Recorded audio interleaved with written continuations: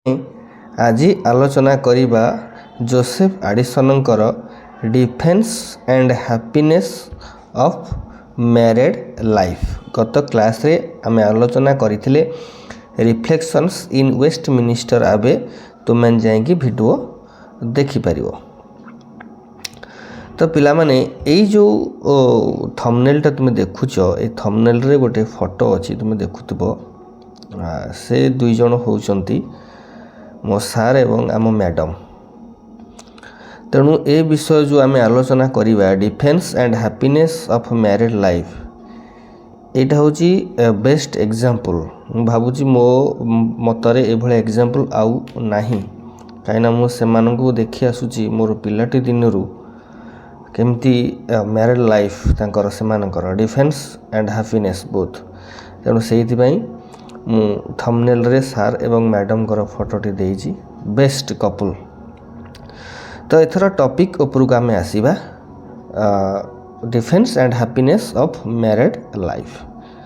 Joseph addition, ମୁଁ ଆଗରୁ କହିଛି, ତାଙ୍କର ଯେଉଁ ପତ୍ରିକା ଥିଲା ଦ ସ୍ପେକ୍ଟାଟର, ତା ମାଧ୍ୟମରେ କ'ଣ କହିଛନ୍ତି ନା ବିବାହିତ ଜୀବନର ସୁରକ୍ଷା ଏବଂ ଏହାର ସୁଖ ସମ୍ପର୍କରେ ଅତି ସୁନ୍ଦର ଭାବରେ ସେଥିରେ ବର୍ଣ୍ଣନା କରିଛନ୍ତି। ସେ ସମୟରେ ଯେଉଁ ସମୟରେ ସ୍ପେକ୍ଟାଟରରେ ଲେଖା ପ୍ରକାଶ ପାଉଥିଲା, ସେ ସମୟରେ ସମାଜରେ ବିବାହକୁ ଏକ ବୋଝ ବୋଲି ଭାବୁଥିବା ଲୋକଙ୍କୁ ସେ ତାଙ୍କର ଯୁକ୍ତି ଦ୍ୱାରା ଭୁଲ ପ୍ରମାଣିତ କରିଛନ୍ତି।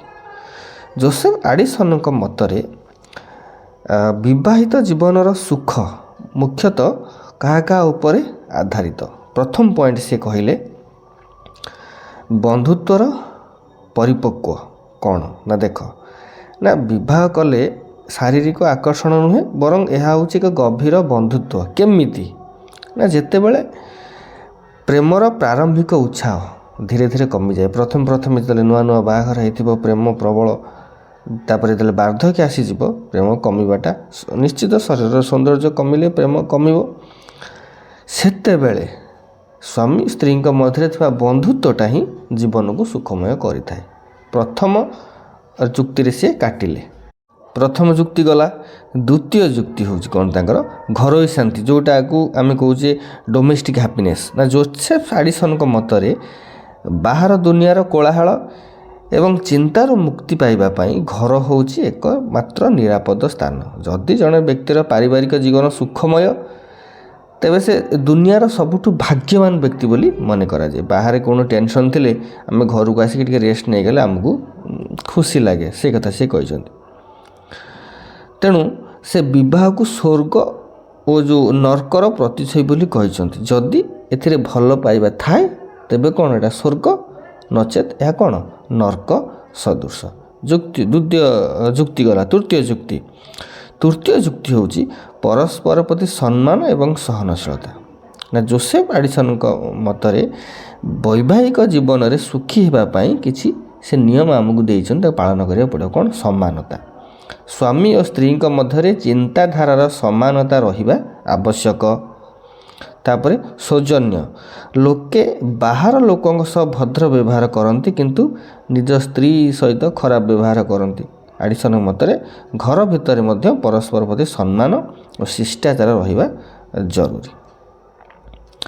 ଛୋଟ ଛୋଟ ତ୍ୟାଗ କରିବା। ଆମେ କ'ଣ କରିବା ନା ଜଣେ ଅନ୍ୟ ଜଣଙ୍କ ପାଇଁ ନିଜର ଜିଦ୍ ଛାଡ଼ିବା ହିଁ ପ୍ରକୃତ ସୁଖର ଚାବିକାଠି। ଶେଷରେ ଆଡିସନ କ'ଣ କହିଲେ ନା ବିବାହକୁ ଏକ ନୈତିକ ଏବଂ ଆଧ୍ୟାତ୍ମିକ ମିଳନ ଭାବରେ ଯୋସେଫ ଆଡିସନ ଦେଖୁଥିଲେ। ତାଙ୍କ ଅନୁସାରେ ଯେଉଁମାନେ ବିବାହକୁ ସମାଲୋଚନା କରନ୍ତି ସେମାନେ ପ୍ରକୃତରେ ଜୀବନର ସ୍ଥିରତା ଏବଂ ମାନସିକ ଶାନ୍ତିର ମୂଲ୍ୟ ବୁଝିନଥାନ୍ତି। ଜାଣିପାରିଲ? ତେଣୁ ମୁଁ ଆଶା କରେ ତୁମମାନେ ଏଇ ଯେଉଁ defence and happiness of married life Joseph ଆଡିସନଙ୍କର ଯାହା ଯେଉଁ ମତ ରହିଛି, ଏଥିରେ ସେ କେମିତି ଭାବରେ ତାଙ୍କର ଯୁକ୍ତିକୁ ସେ ପ୍ରତିପାଦନ କରିଛନ୍ତି ତୁମମାନେ ବୁଝିପାରିଥିବ। ପୁଣି ଦେଖା ହେବ ନେକ୍ସଟ କ୍ଲାସ୍ରେ। ରହୁଛି। Have a good day.